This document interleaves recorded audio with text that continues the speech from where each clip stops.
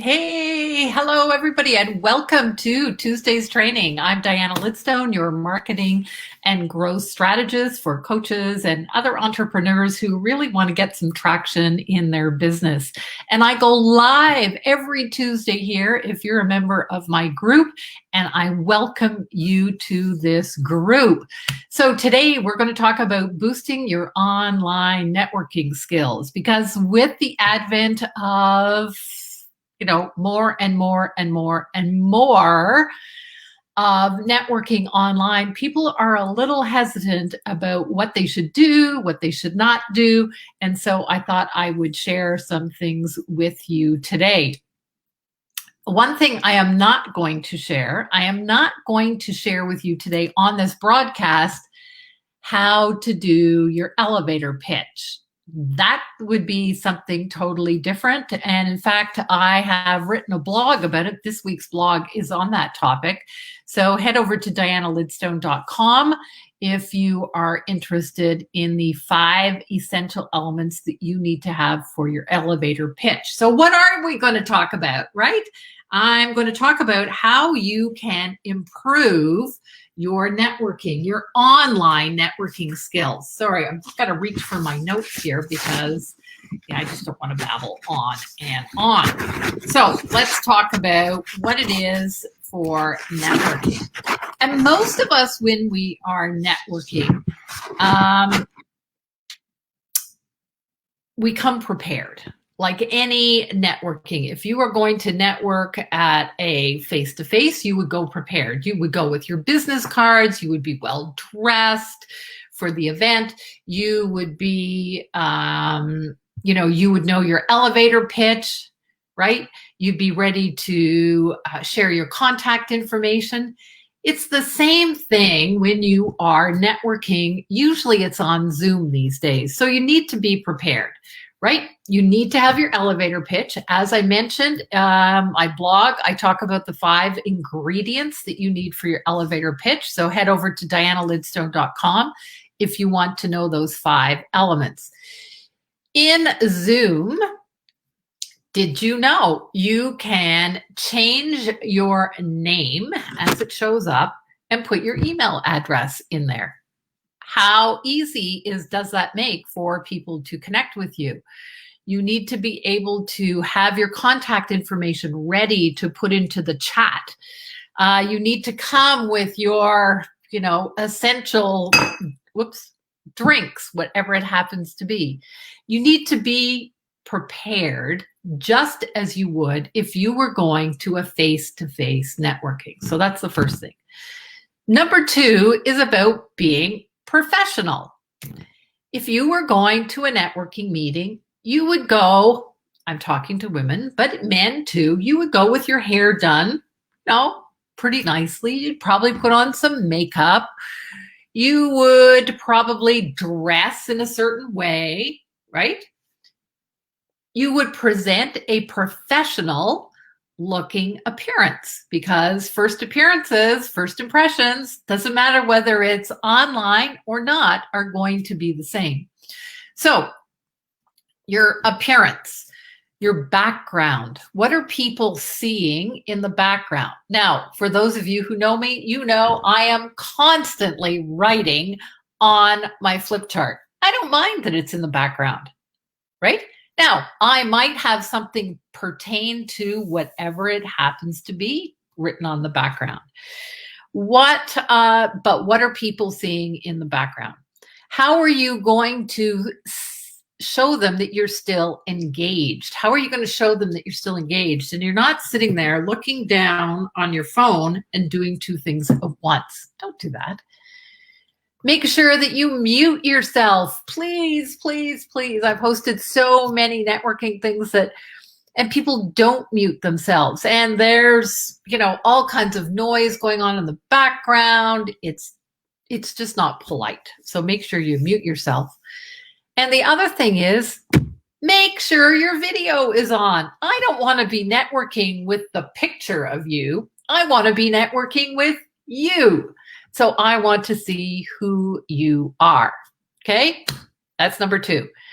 Number 3, make sure you turn off all other notifications, right? We don't want Facebook notifications binging up. We don't want all that type. We don't want your phone ringing. Number 4, be an amazing participant. Participate. That's right. Ask people questions in the chat.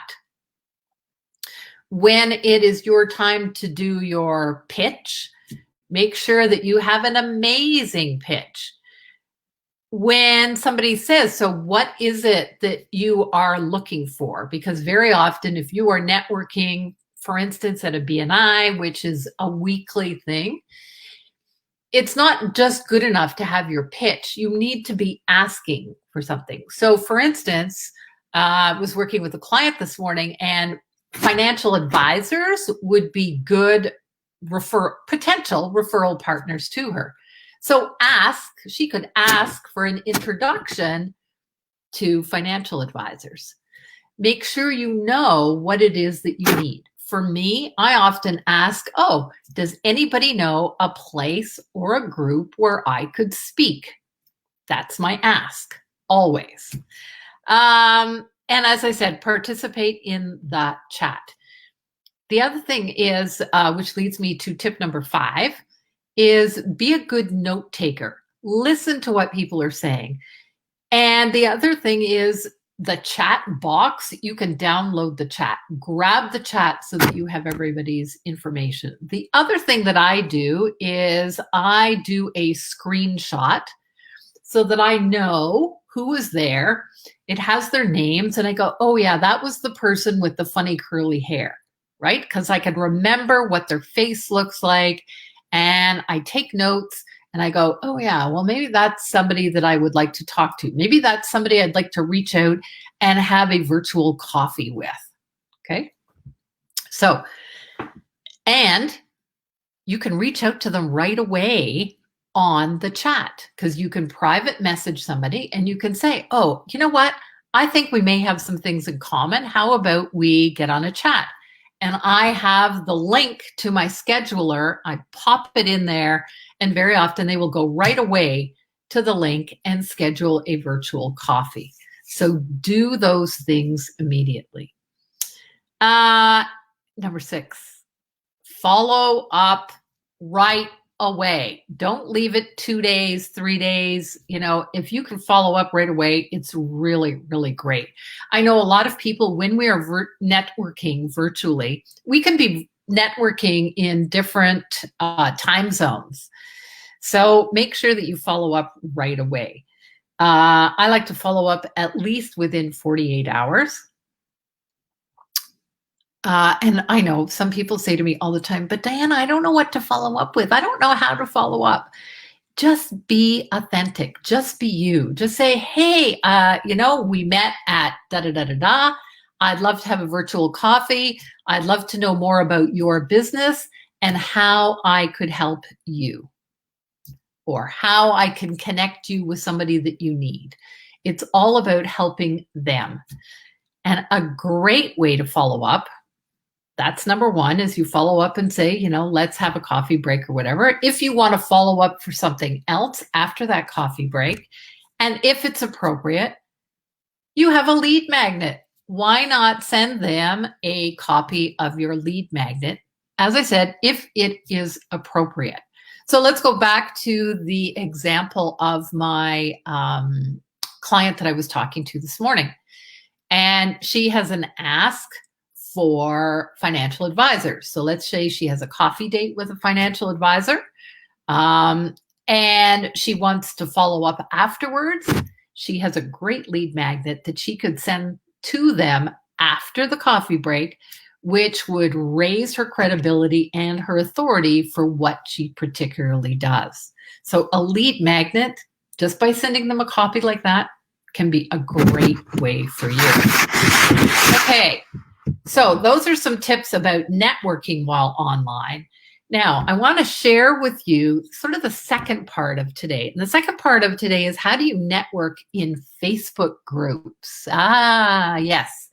There are lots of Facebook groups out there where we can network. So I'm just going to run through at a very high level about how you can network in some Facebook groups and again, raise your authority and your credibility.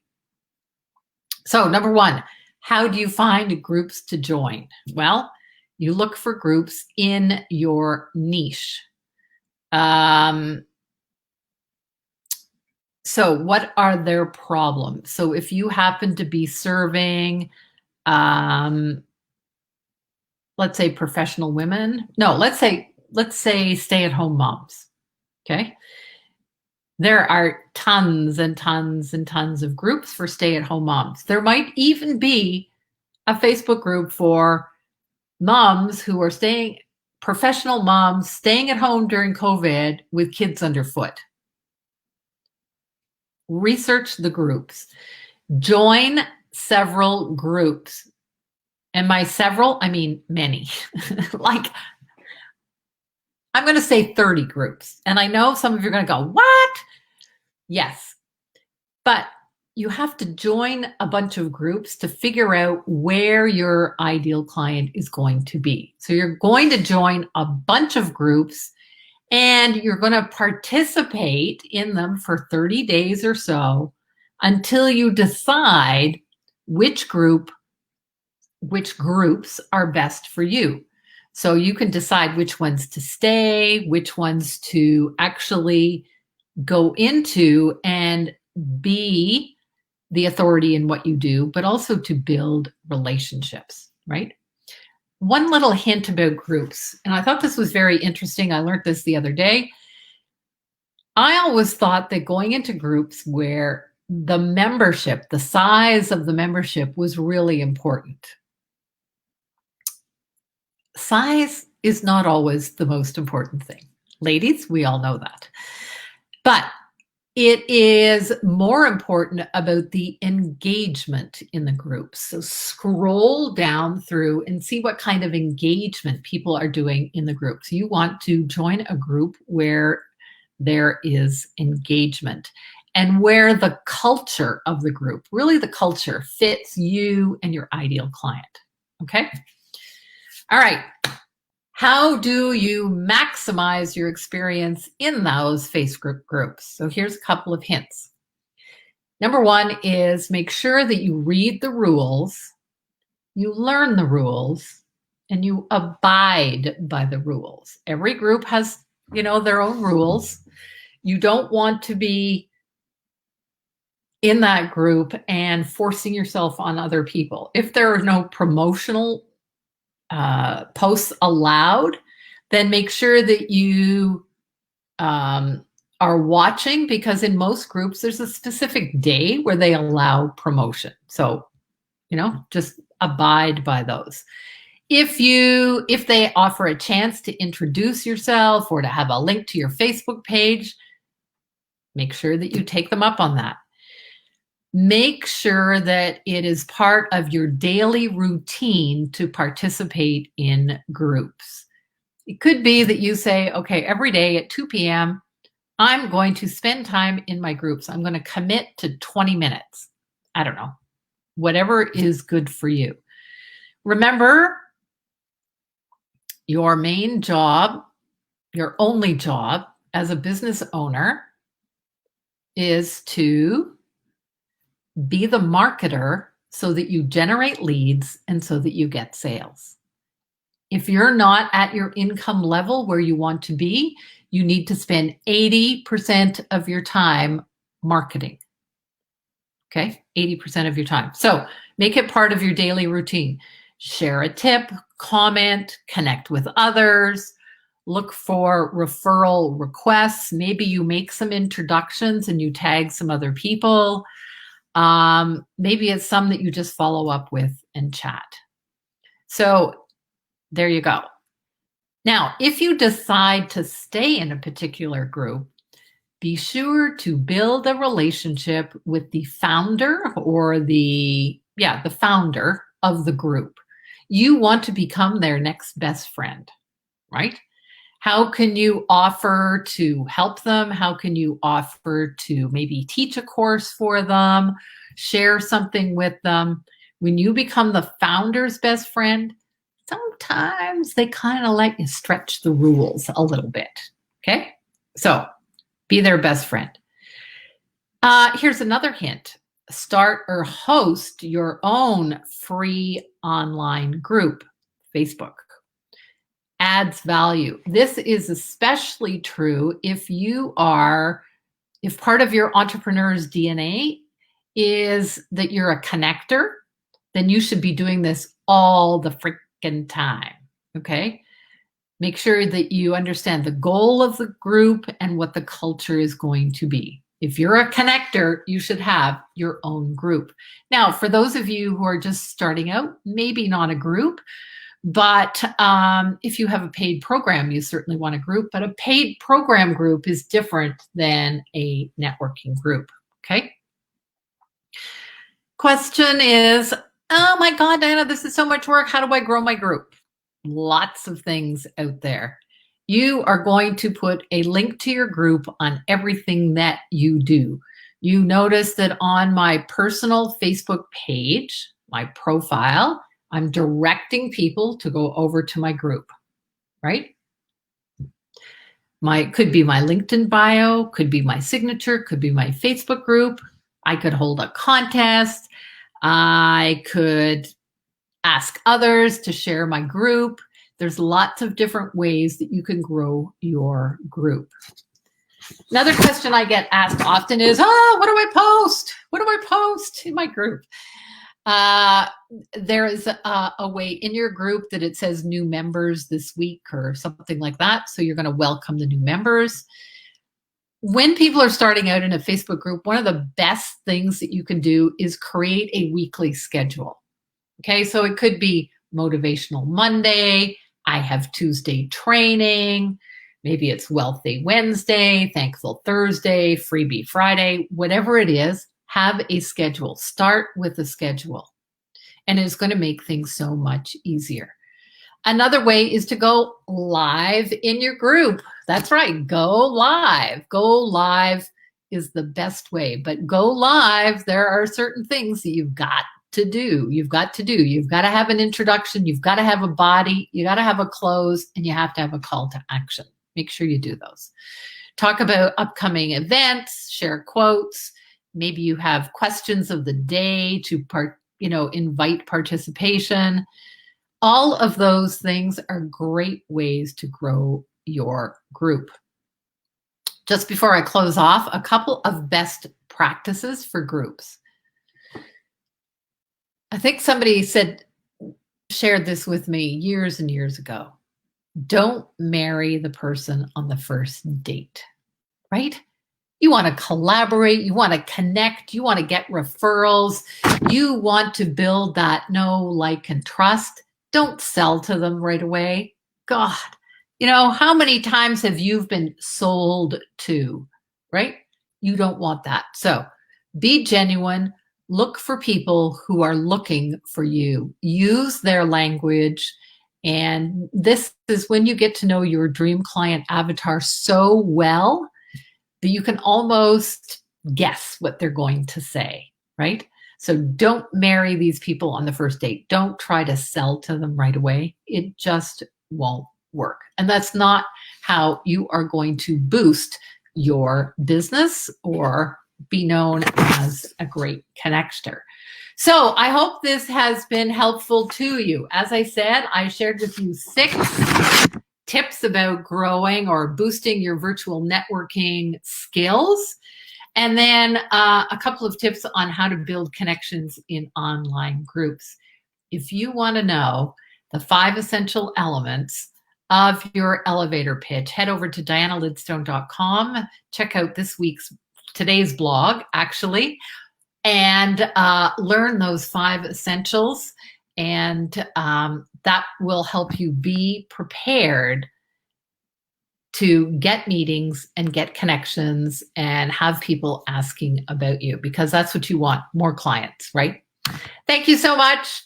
It's been great having you here. High five for those who have watched. If you are watching the replay, it is #replay. And if you've been watching this, Please put some comments in. I'm sorry, I didn't look for those comments. I know that somebody is here. Hey, Sandy, thank you for watching. Hashtag networking. Okay, take care. Bye for now. I know you can do it.